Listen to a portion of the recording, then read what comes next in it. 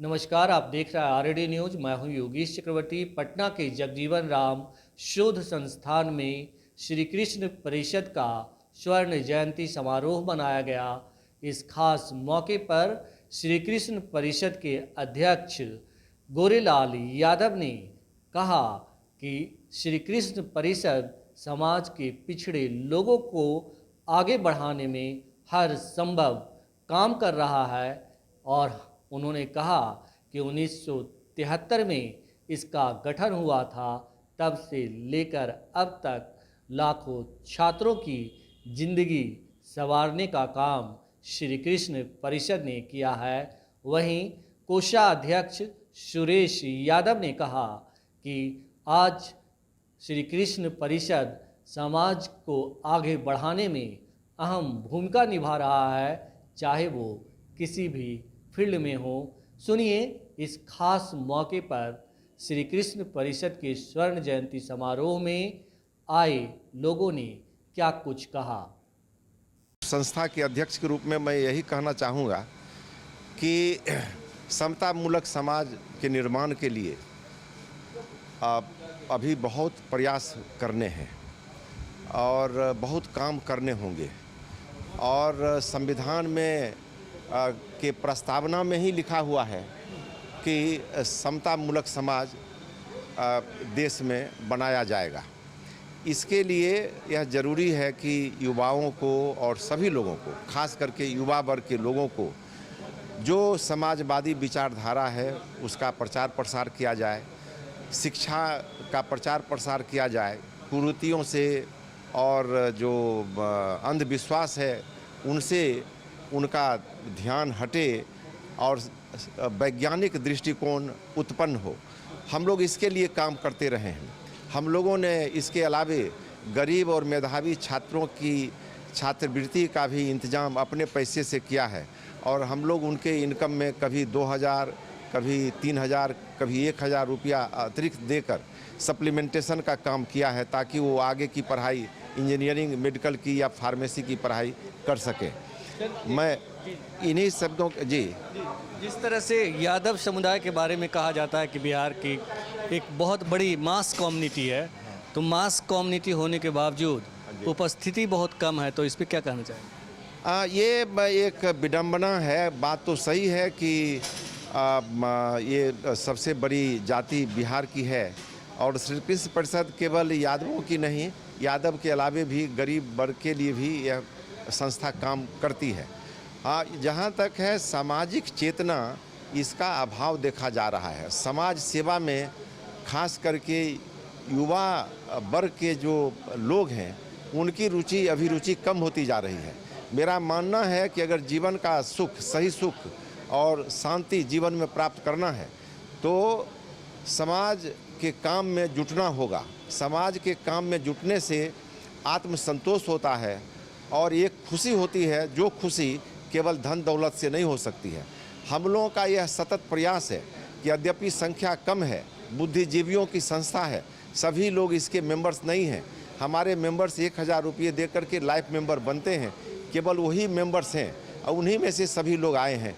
बाकी सब लोगों को ऐसा नहीं कि यादव या वंचित वर्ग के जो लोग हैं सबको निमंत्रण दिया गया हो, ऐसा नहीं है। इसीलिए जो भी उपस्थिति है अच्छी उपस्थिति है और मेंबर्स की उपस्थिति ही वांछित है, इसलिए बाहर के लोगों को इसमें नहीं बुलाया जाता है, नहीं बुलाया गया है। लेकिन हम लोग जो प्रचार प्रसार करते हैं वो सबके लिए करते हैं और सबके प्रचार जो, ताकि उनको रोज़गार मिलने में उनको सुविधा हो, उनको रोज़गार के अवसर आसानी से मिल सकें, वो कॉम्पिटिटिव एग्जामिनेशंस वगैरह में अधिक संख्या में कॉम्पीट करें। और देखा गया है कि गरीब वर्ग के लोग, वंचित वर्ग के लोग आए दिनों कुछ वर्षों से अधिक संख्या में आ रहे हैं। यह नहीं कहना चाहूँगा कि मेरी संस्था के प्रयास से ही ऐसा हुआ, लेकिन मेरी संस्था और ऐसी अन्य संस्थाओं के प्रयास से यह संभव हो रहा है। और इससे एक जो आर्थिक विषमता देश में है वो आर्थिक विषमता कम होगी। दुर्भाग्यवश हमको कहना पड़ रहा है कि आर्थिक विकास देश में तेज़ी से हो रहा है, लेकिन आर्थिक विषमता भी देश में बढ़ती जा रही है, जिससे लोगों में असंतोष है, आक्रोश है और उसी से उग्रवादी प्रवृत्ति उत्पन्न होती है। इसके लिए ज़रूरी है कि हम लोग ऐसा काम करें कि असमानता दूर हो लोगों का आक्रोश कम हो, व्यवस्था में विश्वास बना रहे और लोग शांति से विकास के काम में रचनात्मक सहयोग करें। श्री कृष्ण परिषद की स्थापना 1973 में जो अति पिछड़ा बैकवर्ड क्लास के जो महानायक रहे हैं उनके जयंती मनाने से लेके प्रोग्राम शुरू हुआ था और समाज में जागृति पैदा करने का ये काम करती रही है और समाज के जो बच्चे हैं उनको छात्रवृत्ति भी देने का काम करती रही है। अभी श्री कृष्ण परिषद का एक सबसे बड़ा जो प्रोजेक्ट है, एक यहाँ पटना के फुलवारी शरीफ में एक हॉस्टल बनाने का है। उसमें हॉस्टल ज़मीन खरीदी गई है, चारदीवारी का काम ये सब किया गया है और छात्रावास बनाने का निर्माण कार्य जारी है। श्री कृष्ण परिषद पटना और बिहार के अंदर में जो बैकवर्ड क्लास के जो लीडर्स हैं उनके जयंती मनाने का काम की है और पुण्यतिथि मनाने का काम किया है। श्री कृष्ण परिषद लालू प्रसाद यादव बिहार के मुख्यमंत्री जो पिछड़े वर्ग के मसीहा हैं वो भी इस परिषद से जुड़े रहे हैं और सर्वप्रथम जब लालू प्रसाद जी मुख्यमंत्री बने थे तो श्री कृष्ण परिषद का ही नागरिक अभिनंदन उन्होंने स्वीकार किया था और एक भव्य कार्यक्रम नृत्य कला मंदिर में आयोजित की गई थी और लालू प्रसाद जी उसमें आए थे और बहुत अच्छा है ना उन्होंने भाषण दिया और समाज को आगे बढ़ने की है ना उन्होंने प्रेरणा दी, कामना की। ट्रेजरर श्री कृष्ण परिषद और पटना उच्च न्यायालय, मैं सुरेश कुमार श्री कृष्ण परिषद का ट्रेजरर हूँ और पटना हाईकोर्ट में एडवोकेट भी हूँ। एजेंसी जो बनी है प्रत्येक ब्लॉक में, उसके विश्वकर्मा आदरणीय नंदकिशोर यादव जी हैं और स्वास्थ्य के क्षेत्र में जितने चिकित्सकों के बारे में मैंने खुद भी इनसे अनुरोध किया था। हमारे यहाँ बक्सर में एक डॉक्टर AK श्रीवास्तव हैं जो किसी भी विधा के लिए गरीबों के लिए मसीहा हैं। मैंने इनसे अनुरोध किया था और इन्होंने एक व्यक्तिगत रूप से उनके बारे में अनुशंसा की थी कि ये जब तक वहाँ के लोग, वहाँ के गांव के लोग न चाहें इनका तबादला न किया जाए। ऐसे अनेक उदाहरण हैं और इस अवसर पर मैं संस्थान की ओर से, शिक्षा विभाग की ओर से इनका हृदय से आभार व्यक्त करता हूँ। बिहार सरकार के पूर्व शिक्षा मंत्री आदरणीय रामचंद्र पूर्वे जी जो इस समय बिहार विधान परिषद के उपाध्यक्ष हैं, उपसभापति हैं, मैं इनका हृदय से धन्यवाद करता हूँ, आभार व्यक्त करता हूँ। जननायक कर्पूरी ठाकुर के जो वारिश बिहार में हैं उनमें रामचंद्र पूर्वे जी का भी नाम है। मैं इनका हृदय से आभार व्यक्त करता हूँ कि यह गोष्ठी में आए। न्यायमूर्ति राजन जी का, KP यादव जी का मैं धन्यवाद करता हूँ इस तरह के आयोजन के लिए। लेकिन एक सूचना मैं आप लोगों को देना चाहता हूँ और निवेदन कर रहा हूँ। जो अगला साल होगा वो जननायक कर्पूरी ठाकुर के 100वीं वर्षगांठ का वर्ष होगा। पूरे देश में जो समाजवादी आंदोलन के लोग हैं उसमें विभिन्न दलों के लोग हैं। कोई समाजवादी एक पार्टी के रूप में नहीं है बल्कि जो वंचित जातियों के लिए, पिछड़ी जातियों के काम के लिए जननायक कर्पूरी ठाकुर काम था उसको कंपाइल करने की योजना चल रही है।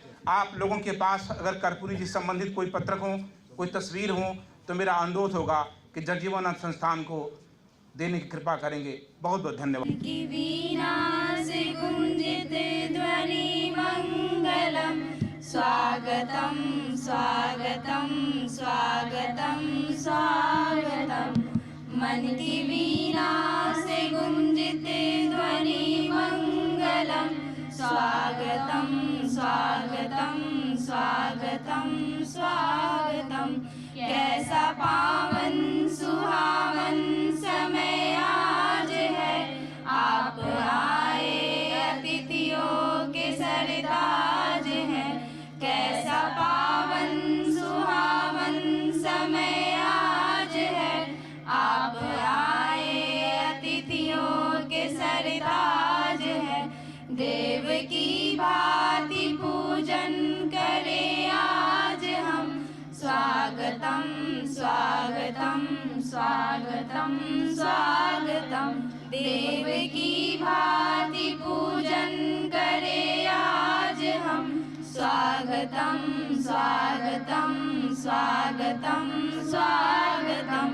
मन की वीणा से गुंजित ध्वनि मंगलम, स्वागतम स्वागतम स्वागतम स्वागतम। मन की बगिया से हमने है कलियां चुनी, श्रद्धा के फूलों से हमने माला बुनी।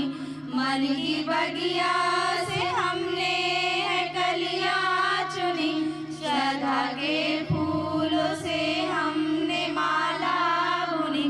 करते हैं तुमको अर्पित सुमन आज हम, स्वागतम स्वागतम स्वागतम स्वागतम। करते हैं तुमको अर्पित सुमन आज हम, स्वागतम स्वागतम स्वागतम स्वागतम। मन की वीणा से गुंजित ध्वनि मंगलम, स्वागतम स्वागतम स्वागतम स्वागतम। मन की वीणा से गुंजित ध्वनि मंगलम, स्वागतम स्वागतम स्वागतम स्वागतम।